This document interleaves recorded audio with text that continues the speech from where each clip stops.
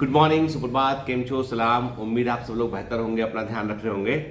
अच्छा, आप में से जो बच्चे बाहर रहते हैं हॉस्टल में या कहीं बाहर रहते हैं, आप में से कितने बच्चे अपने घर लौट रहे हैं दिवाली के लिए? क्योंकि ये वो समय होता है, अधिकांश बच्चे जो बाहर भी कहीं पढ़ रहे होते हैं तो दिवाली पर अपने घर आ जाते हैं। मेडिकल कॉलेज में पढ़ने वाले बच्चे भी दिवाली की छुट्टियों में अपने घर आ जाते हैं, ठीक है। और ये छुट्टियां दो प्रकार से काम करती है, या तो ये आपकी पढ़ाई को बूस्ट करती हैं या आपको थोड़ा सा पीछे कर देती है, ठीक है। मैंने कहा ना बेटा, पर्पस वही है कि आपको थोड़ा सा डिसिप्लिन रहना पड़ेगा कि ये जो दिवाली के हॉलीडेज मिलेंगे बायोमेंटर्स में भी, आपको ऐप के अंदर भी, और आपके मेडिकल कॉलेज में जो बच्चे पढ़ रहे हैं उनको जो हॉलीडेज मिलेंगे ना, जो छूट गया है, जो बैकलॉग लग गया है बेटा, थोड़ा सा उस पर फोकस करना। मैं मानता हूं कि फेस्टिविटी बहुत इंपॉर्टेंट है, हमको समाज से जोड़ती है, हमको एक नजरिया मिलता है, लोगों से इंटरेक्ट करते हैं, और चूंकि रहना समाज में है तो समाज से इंटरेक्ट करना बहुत जरूरी है, ठीक है। तो वो सारी फेस्टिविटी का अपना मूल्य है, लेकिन यह है कि अभी आप चूंकि करियर बिल्डिंग की फेज में है, तो अभी आपके लिए जो है ना अपने मूल्य कर्तव्य पर फोकस करना ज़्यादा जरूरी है, ठीक है। जो आपका मुख्य कर्म है उस पर फोकस करें आप, ठीक है। अब जैसे मुझसे कई बच्चे लोग पूछते हैं कि सर आप ये बताइए, आपके जीवन में, मतलब मैं अपनी लाइफ में सबसे अधिक वैल्यू किस चीज़ को देता हूँ, मैं अपनी लाइफ में सबसे अधिक वैल्यू किस चीज़ को असाइन करता हूँ।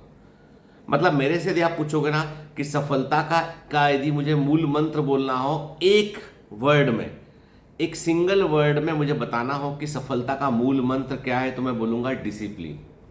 अनुशासन जो है उससे बड़ी कोई चीज होती ही नहीं है, ठीक है। मेरी नजर में डिसिप्लिन, पंचुअलिटी, मतलब डिसिप्लिन होगा तो आदमी पंचुअल भी होगा।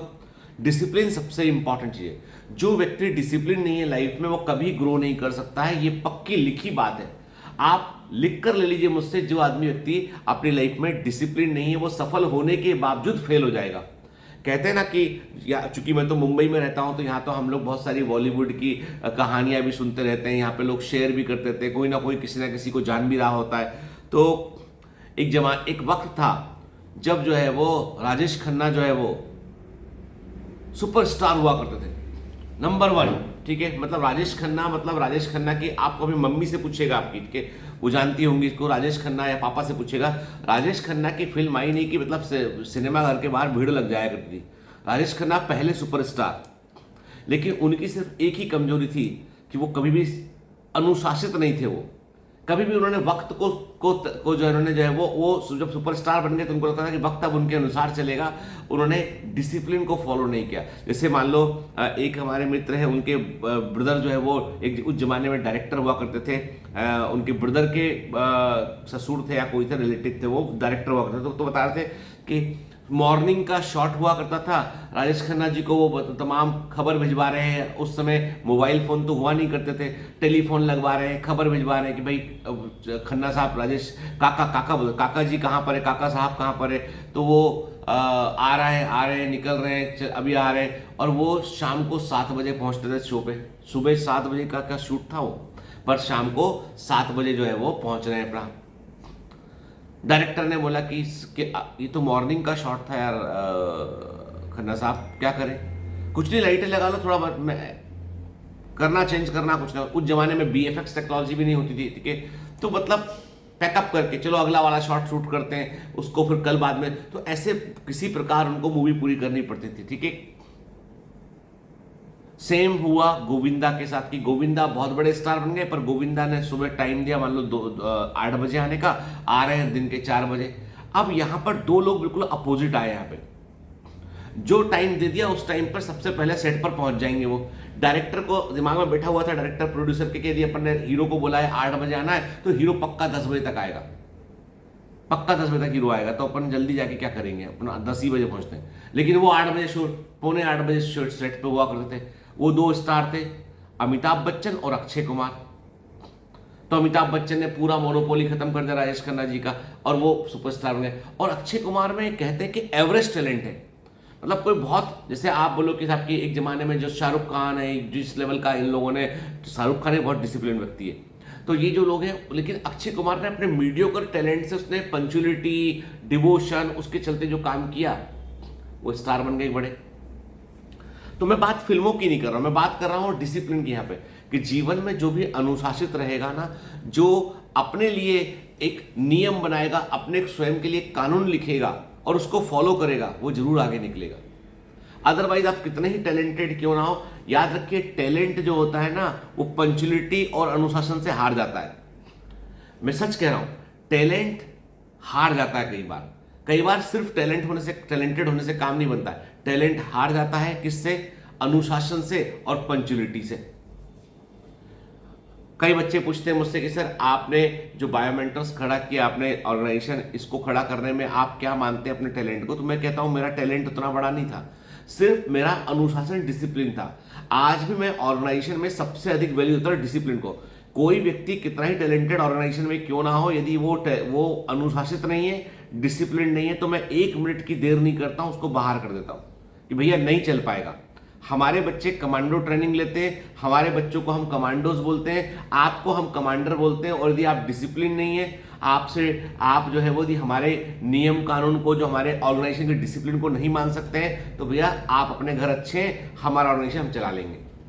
क्योंकि मुद्दा सबसे बड़ा यह है कि यदि आप अनुशासित नहीं है ना, तो आप लोगों को गलत राह दिखा रहे हैं। यदि आप अनुशासित नहीं है ना, तो आप स्वयं के साथ बुरा कर रहे हैं, साथ में वो लोग जिनसे आप इन्वॉल्व हैं उनके लिए बुरा कर रहे हैं। आपको लगता होगा राजेश खन्ना जी लेट हुए, राजेश खन्ना जी के लेट होने से जो है वो थोड़ा तो जो है उनका करियर खराब हो गया, लेकिन नहीं, उनकी कई सारी फिल्में डिले हो गई, कई फिल्मों की क्वालिटी बिगड़ गई, कई फिल्में बाद में फ्लॉप भी हो गई। तो मतलब ओवरऑल बहुत सारे लोग अफेक्ट होते हैं।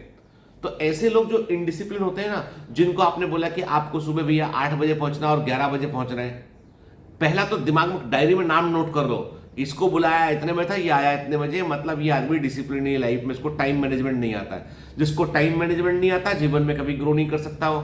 जो डिसिप्लिन नहीं है, जो एक बनाए गए कानून नियमों पर नहीं चल सकता है, तो समझ लीजिए उसके नियमों पर कोई नहीं चलेगा। जिंदगी में 2 ही चीजें इंपॉर्टेंट है, यदि आपने अपने लिए नियम बनाए और आप उस पर चल रहे हैं, तब वो नियम सबसे जो है वो इंप्लीमेंट करवा सकते हैं। अब मैं आपको एक एग्जांपल देता हूं, हिस्ट्री का एग्जांपल है, मध्य युग का एग्जांपल है। औरंगजेब एक मुगल राजा। अब औरंगजेब में कई अच्छाइयां थी तो कई बहुत सारी बुराइयां भी थी औरंगजेब ने ऐसा किया ना वैसा किया। लेकिन मैं सिर्फ प्रशासनिक देखो उसका, यदि आप कभी गूगल कीजिएगा औरंगजेब का, केवल आप टेरिटरी देखिएगा, कितनी जगह पे औरंगजेब जो है वो राज्य करता था। आपको जानकर आश्चर्य होगा, बहुत बड़ा भारत कर लिया था उसने। औरंगजेब ने इंडिया का विस्तार सबसे बड़ा करके बैठा हुआ था वो। और औरंगजेब में तमाम बुराइयों के बावजूद एक अच्छाई थी, वो थी डिसिप्लिन। एकदम घनघोर अनुशासन वाला व्यक्ति था वो जब कहता था लोगों से कि भाई आपको जो है वो राज्य के लिए काम करना है, अपने सुख के लिए नहीं, तो उसने अपना सुख पहले त्याग दिया। जमीन पर सोया करता था वो, तमाम इतना बड़ा मुगल साम्राज्य का बादशाह होकर भी। अब जो भी कारण हो, मुद्दा यह है कि औरंगजेब ने जितनी बड़ी टेरिटरी को संभाला ना उसने, वो दूसरा कोई मुगल राजा नहीं कर पाया। तो अंग्रेज जब इंडिया में आए ना, तो अंग्रेजों के साथ क्या प्लस पॉइंट था? कोई वो बहुत बुद्धिमान नहीं थे वो, कि बहुत ज्ञानी हो या बहुत भारी टेक्नोलॉजी लेके आए, नहीं। उनके अंदर फोर्स थी जो डिसिप्लिन्ड फोर्स थी। हमारे यहाँ राजा महाराजाओं की जो सेनाएं थी ना, वो किसान, काम करने वाले, जरूरत पड़ने पर सैनिक में आ गए। वो कुछ सैनिक परमानेंट होते थे और कुछ सैनिक सामंतों के पास होते थे, जो अपनी खेती किसानी भी करते थे, जरूरत पड़ने पर सैनिक के रूप में आ जाएगा। तो पार्ट टाइम सैनिक का कॉन्सेप्ट था। उन्होंने फुल टाइम आर्मी बना के बैठे थे। डिसिप्लिन, सुबह 4 बजे उठना है, 5 बजे ड्रिल पे जाना है, हथियारों के प्रैक्टिस करना है। और वो इतना सिस्टमेटिक था वो, कि उसी आर्मी को वो यहाँ लड़ाकर उसी के सैनिकों को थोड़े से बाद कहीं और भेज दिया करते थे वो। ऐसे उन्होंने कब्जा किया। डिसिप्लिन के चलते वो ब्रिटिश फोर्स जो थी, उसने इंडिया में धीमे धीमे सब जगह कब्जा कर लिया था। अनुशासन, मैं कहता हूं कि अनुशासन जो है, देखो मैं ये नहीं बोलता हूं एग्जाम्पल अच्छे या बुरे, मैं बोलता हूं कि कुछ चीजें दुश्मनों में भी ऐसी होती हैं जो सीखने लायक होती हैं, और उसमें से एक होता है डिसिप्लिन। मैं अभी पिछले 1-2 सेशन पहले मैंने कहा था कि लाइफ में 2 में से एक पेन चुनने होते हैं, पेन ऑफ डिसिप्लिन या पेन ऑफ रिग्रेट। या तो तुम जो है अनुशासन का दर्द चुन लो या पश्चाताप का दर्द चुन लो, तुम्हारे ऊपर डिपेंड करता है। तो पेन ऑफ डिसिप्लिन जो होता है ना, वो आपको हमेशा आगे लेके जाएगा आपको। जब मैं अपने स्कूल टाइम में था ना, तो मैं मिनी बस से 11th-12th की बात करो, मिनी बस से मंडीदीप में अब मेरे फादर का ट्रांसफर धार डिस्ट्रिक्ट में कहीं हो गया था, और चूंकि 11th-12th में थे वहाँ पे अच्छी क्लासेस, मतलब स्कूल भी अच्छे नहीं हुआ करते थे हम लोगों के, गवर्नमेंट स्कूल में पढ़ा करते थे हम लोग। तो मैं गवर्नमेंट स्कूल में जो है वो मेरा एडमिशन कराया गया भोपाल के अंदर। गवर्नमेंट सुभाष स्कूल था, जो स्कूल फॉर एक्सीलेंस है इस समय, वो मध्य प्रदेश के सबसे अच्छे सरकारी स्कूलों में से एक था। मैं कभी कभी जब प्राइवेट स्कूल के बच्चों को देखता था, नालंदा पब्लिक स्कूल था उस जमाने में भोपाल के अंदर, और कैंपेन स्कूल था, और एक मॉडल स्कूल था, जब उन बच्चों को देखता था तो उनकी उनकी जो उनकी पेंट थी, मेरे को ज़्यादा फर्क पड़ने से नहीं पड़ता था। उनकी यूनिफॉर्म अच्छी थी कि हल्का बादामी कलर का शर्ट होता था उनका, डीप ब्लू कलर का उनका पेंट हुआ करता था। मेरी शर्ट सफ़ेद थी, खाकी रंग का पेंट था मेरा, ठीक है, जो मुझे बहुत अच्छा नहीं लगा करता था। तो मैं कई बार पिताजी से पूछता भी था कि मुझे प्राइवेट स्कूल में क्यों नहीं कराया, तो उनका बोला था फीस बहुत ज़्यादा होती है उसकी, फीस ज़्यादा होती, तो गवर्नमेंट स्कूल में कराया। उन्होंने कहा सरकार से अच्छा क्या करेगा, ऐसा वो चूँकि खुद भी गवर्नमेंट जॉब में थे। तो खैर, तो जब मैं वहाँ जाता था तो मतलब मैं सुबह मिनी बस पकड़ कर मंडीदीप से भोपाल आया करता था, 11th में था, और फिर स्कूल अटेंड करके स्कूल से फिर मिनी बस पकड़कर एक ट्यूशन थी, वहाँ ट्यूशन जाता था भोपाल के अंदर। उस ट्यूशन के बाद फिर रात को अपने घर पहुंचता था मैं शाम के समय। मुझे बिल्कुल जो है वो कि मंडे से फ्राइडे स्कूल है, सैटरडे स्कूल है, तो 10 रुपये रोज लगता था। उस जमाने में 5 रुपये मिनी बस से लगता था। 7 नंबर स्टॉप भोपाल में एक जगह, वहाँ पहुँचने के लिए वहाँ तक जो है वो 5 रुपये, और लौटने का 5 रुपये लगता था, ठीक है। अब मान लो मुझे दोस्तों के साथ में जो है, मान लो कभी फिल्म देखने जाने का मन किया, कभी छुट्टी है, मान लो दोस्तों ने प्लान किया स्कूल के फ्रेंड्स से कि मूवी देखने चलेंगे रंग महल सिनेमा में या कोई आसपास में, तो मूवी का टिकट 10 रुपये का आया करता था उस जमाने में। या फिर कभी प्लान किया कि चलो समोसा पार्टी करेंगे, 2 समोसे जाके खाएंगे, तो वो भी 3-4 रुपये 5 रुपये का आता था, ठीक है। तो उस 1 रुपये को बचाने के लिए जो है वो मिनी बस में मैं जहाँ तक किराया 4 रुपये लगता था वहाँ उतर जाया करता था। और वो जगह थी एक दूध डेयरी का स्टॉप था वहाँ पे 7 नंबर के पास में। वहाँ उतरोगे आप, हबीबगंज रेलवे क्रॉसिंग के पास उतरोगे आप, तो 4 रुपये लगते थे। तो उसको वहाँ उतर के वहाँ से 4 या 5 किलोमीटर पैदल चलकर मैं अपने स्कूल पहुँचता था। थोड़ा पहले निकला था कि भाई मुझे 1 रुपया सेव कर रहा है। ऐसा मैं लगभग 5 दिन या 7 दिन करता था, तो 10 रुपये सेव कर लिया करता था। और फिर उस 10 रुपये से अपने आपको की पॉकेट मनी मिलती नहीं थी और मांगते भी नहीं थे।